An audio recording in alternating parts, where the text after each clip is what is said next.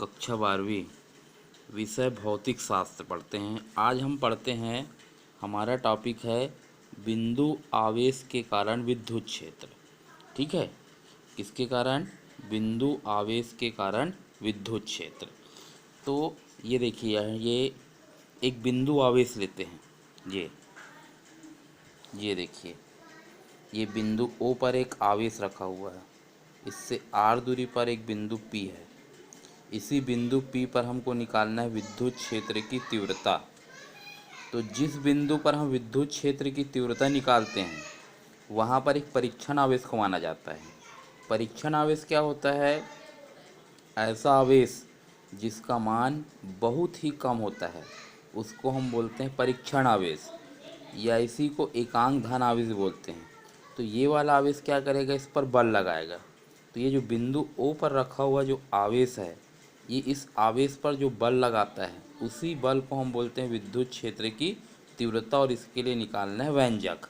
ठीक है, इस डायग्राम के बारे में पहले हम बताएंगे कि बिंदु O पर एक प्लस Q आवेश है, R दूरी पर एक बिंदु P है।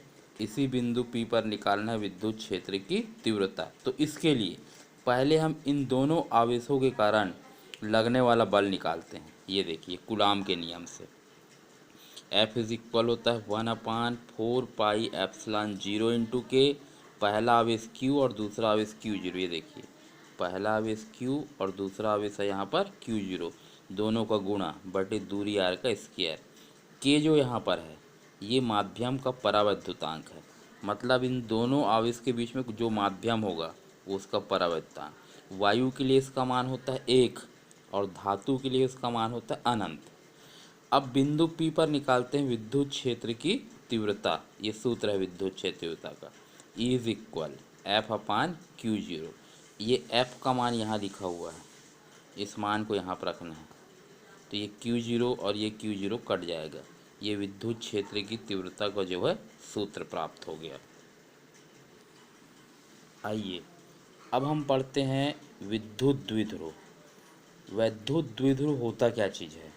इसमें दो विपरीत प्रकार के आवेश होते हैं। ये प्लस आवेश है और ये माइनस आवेश। दोनों आवेशों के बीच की दूरी जो है बहुत कम होना चाहिए। तो ये जो निकाय होता है, इसको हम बोलते हैं विद्युत द्विध्रुव। ठीक है, जैसे कि NaCl, जिसको हम बोलते हैं सोडियम क्लोराइड, हाइड्रोजन क्लोराइड, ये सब विद्युत द्विध्रुव है। कहने का मतलब ये है, इसमें दो विपरीत प्रकार के आवेश जब एक दूसरे के पास में स्थित होते हैं, तो इस निकाय को बोलते हैं विद्युत द्विध्रुव। अब हम पढ़ते हैं विद्युत द्विध्रुव आघूर्ण। तो विद्युत द्विध्रुव आघूर्ण, ये इसका फार्मूला देखिए, P से दर्शाते हैं। P इज इक्वल होता है Q इंटू 2L। ये Q जो है, ये विद्युत द्विध्रुव का एक आवेश है, और 2A जो है, ये दोनों आवेशों के बीच की दूरी है। तो विद्युत द्विध्रुव के किसी एक आवेश और दोनों आवेशों के बीच की दूरी का जब हम गुणा कर देते हैं, तो प्राप्त होता